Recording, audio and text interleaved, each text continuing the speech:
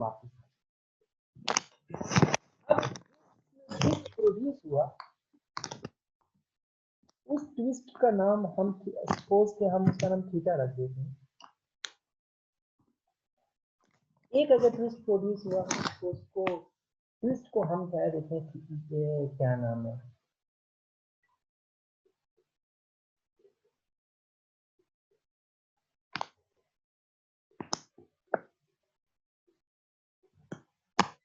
दो प्रोड्यूस हुए तो 2 थीटा, 3 प्रोड्यूस हुए 3 एंड सो ऑन।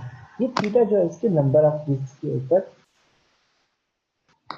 को रिप्रेजेंट है। अब देखें,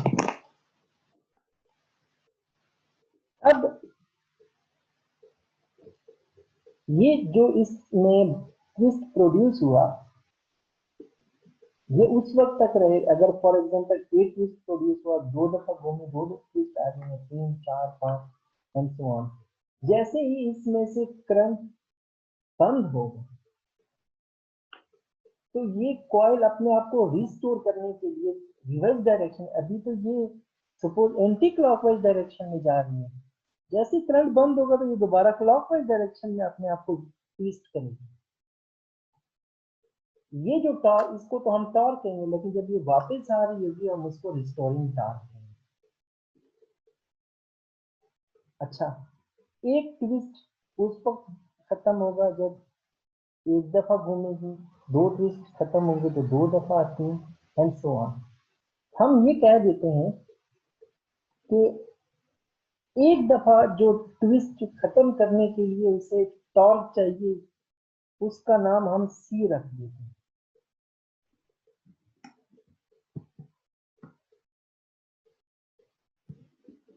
हमने थीटा का नाम क्या रखा, ट्विस्ट जो उसमें प्रोड्यूस है, जो उसमें बल पड़े उसका नाम थीटा रख दिया।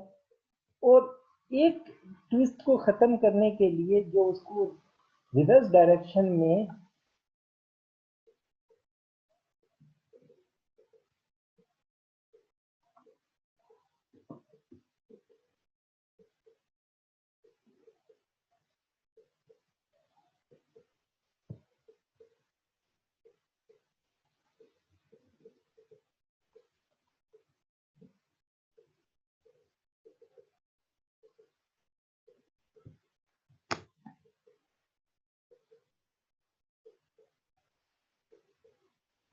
तो हमारे पास टोटल रिस्टोरिंग टॉर्क कितना होगा,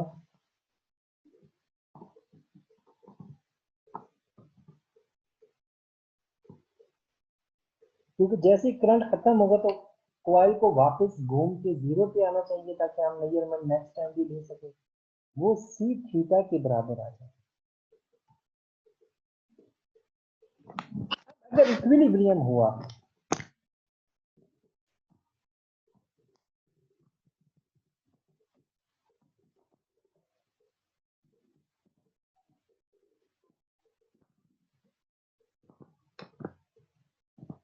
तो जो नॉर्मल टॉर्क प्रोड्यूस होगा वो और रिस्टोरिंग टॉर्क आपस में बराबर हो जाएंगे।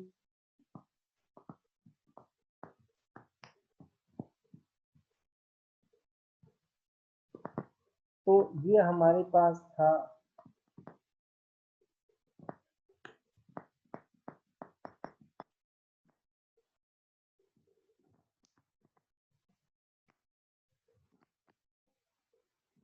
अब देखिए बी इसमें कांस्टेंट, एन भी कांस्टेंट, आई भी कांस्टेंट, सी भी कांस्टेंट। तो हमारे ये जो मैंने अंडर इन सारों को उस तरफ लीजिए तो आपके पास क्या बचेगा,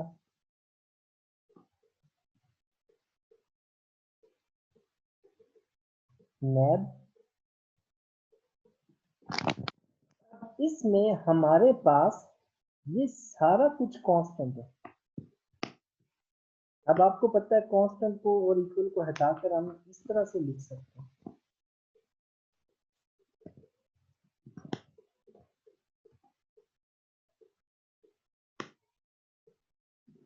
इसका मतलब है जो उसमें ट्विस्ट प्रोड्यूस होंगे वो तो करंट के ऊपर डिपेंड करेगा।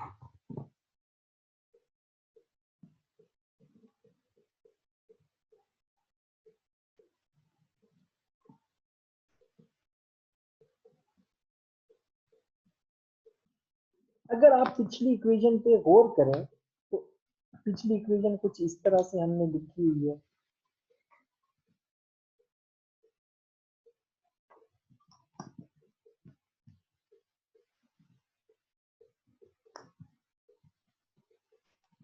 इसके बराबर है। इसका मतलब है करंट की जो है वो इन दोनों के प्रोडक्ट के बराबर है, इसके और इसके प्रोडक्ट के बराबर है। अगर मैं ये चाहूं कि मेरा गैल्वेनोमीटर इतना सेंसिटिव हो कि वो छोटी सी करंट की वैल्यू आए और वो थोड़ा सा ट्विस्ट इसमें प्रोड्यूस होना शुरू हो जाए, थोड़ी सी वैल्यू, बहुत छोटी सी वैल्यू हो। अब देखिए जो मेरी वैल्यू आएगी ना वो इन दो के दरमियान डिवाइड हो जाएगी।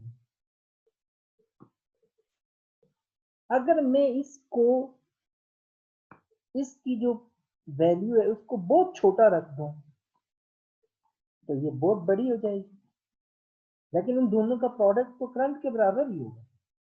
इसलिए हम क्या करते हैं, अपने गैल्वेनोमीटर को ज्यादा सेंसिटिव बनाने के लिए ये जो पोर्शन है जिसको मैंने ग्रीन कलर से मार्क कर दिया है इसको हम बहुत छोटा रखते हैं क्योंकि ये कांस्टेंट वैल्यू है, ये हमारे अपने कंट्रोल में है। तो इस फैक्टर को हम बहुत छोटा रख देते हैं, बहुत छोटा रखते हैं, जिससे हमारे पास जो ट्विस्ट की वैल्यू थीटा है उसकी वैल्यू बहुत ज्यादा हो जाती है। और वो छोटा सा अगर करंट होगा तो उसमें भी हमें करंट सेंस करने के लिए डिफ्लेक्शन शो कर देगी। अब हम इसके बाद इसकी मुख्तलिफ शक्लें देखना चाहेंगे कि गैल्वेनोमीटर हमारे पास किस किस सूरत में मौजूद है।